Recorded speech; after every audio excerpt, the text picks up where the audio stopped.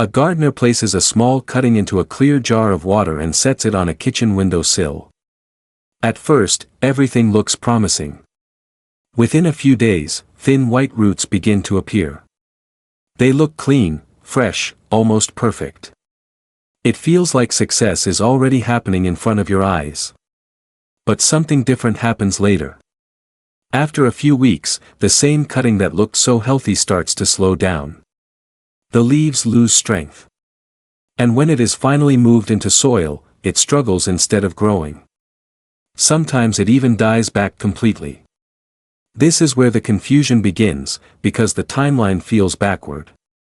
In just days, everything looks strong. But over weeks, the plant becomes weaker when it should be getting stronger. The surprising part is this. The method that looks the cleanest and safest in water is often the one that creates the weakest long-term growth. That goes against what most people expect. There is another way of starting cuttings that doesn't look as impressive at first, but creates plants that adapt better and survive longer. It is simple, but often overlooked. And this comes from repeated observation over many plant cycles, not just one or two experiments. The same pattern shows up again and again in different conditions and different plants. If this feels confusing, that is very common. You are not doing anything wrong. So the real question becomes, why does water propagation seem so successful at first, but fail later when it matters most? To understand that, we need to look at what is actually happening inside the water. When a cutting is placed in water, the first response is survival. The plant reacts quickly. It sends out roots because it senses moisture and stability. These roots grow in a very controlled environment, where everything is soft and easy. But this environment is not the same as soil. In water, the cutting does not need to search or adapt deeply. Oxygen levels are different. The support system is different. The plant becomes comfortable in conditions that will not last. So what forms are water roots? They are shaped by that environment. They are soft, thin, and adapted to constant moisture. This is why everything looks successful in the beginning. The plant is responding exactly as expected. It is growing roots, and growth always feels like progress. But the problem appears when the environment changes. When that same cutting is moved into soil, everything shifts at once. The moisture level is different. The oxygen flow is different. The support around the roots is different. The plant now has to adapt quickly to a new world. And this is where stress begins. Because water-grown roots were never trained for that transition. This is an important idea that many gardeners miss at first. They assume that roots automatically mean strength. But not all roots are built the same way. Some are designed for water, not soil. Water roots are often fragile. They rely heavily on constant moisture around them. They are not used to searching deeply for water or holding structure inside soil particles. And when conditions change too quickly, they struggle to adjust. This is why a cutting can look perfect in water, but fail when planted. It is not failure from the gardener.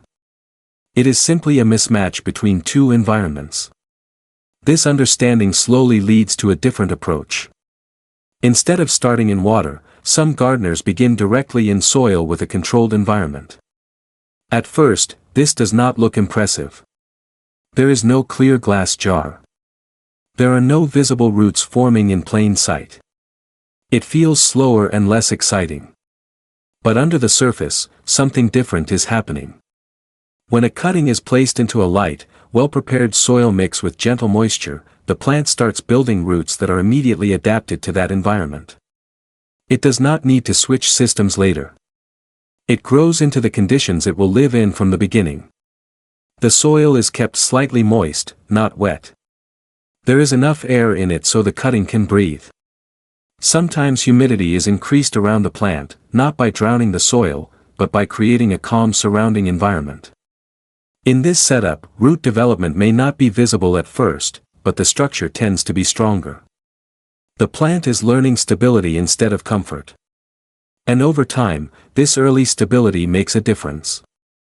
This method can feel backwards at first. Most people feel safer using water because they can see everything happening.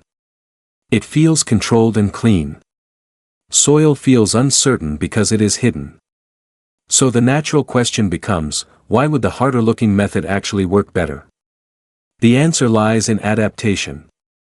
Plants do not only need to grow roots. They need to grow roots that match their future environment. When a cutting starts in soil, it builds that adaptation from the beginning. There is no sudden change later that forces it to relearn how to survive. This is also where a common mistake appears, even for experienced gardeners. Sometimes, in an attempt to help soil cuttings, people add too much water. They try to copy the feeling of water propagation inside soil. But soil is not meant to behave like a jar of water. When soil becomes too wet, it loses air spaces. Roots begin to struggle. Instead of becoming stronger, they become stressed in a different way. So the goal is not constant moisture. The goal is balance. Light dampness, not saturation. Another important factor that often goes unnoticed is environment. The same cutting can behave differently depending on where it is placed. Humidity plays a role. Temperature changes growth speed. Airflow affects how quickly moisture leaves the soil. In a humid environment, soil stays moist longer, so less watering is needed. In a dry environment, the same soil can dry too quickly, requiring more attention. Warm conditions speed up growth, while cooler conditions slow it down. This means there is no single fixed rule that works everywhere. The method stays the same, but the environment changes how it performs. Understanding this helps remove frustration, because it explains why results can vary even when people follow the same steps. Now, it is important to say that water propagation is not useless. It still has value in certain situations. For example, it is helpful when someone wants to observe root growth clearly. It is also useful for soft stem plants that adapt quickly and easily. In some cases, it is a simple way to keep a cutting alive until soil is ready. But its limitation appears when long-term strength is the goal. Water is often a starting point, not a complete system. This brings us to a simple shift in thinking that changes everything. Instead of focusing on what is easiest to see, focus on what will last longer. In water, growth is visible. In soil, growth is deeper. One shows progress you can observe. The other builds stability you can rely on later. When this shift happens, gardening starts to feel different. It becomes less about constant checking and more about understanding natural patterns. Plants are not just reacting, they are adapting. The goal slowly changes from making roots appear quickly to making roots function properly in real conditions. This is the real transformation. From unstable, visible growth to slower but more adaptable survival.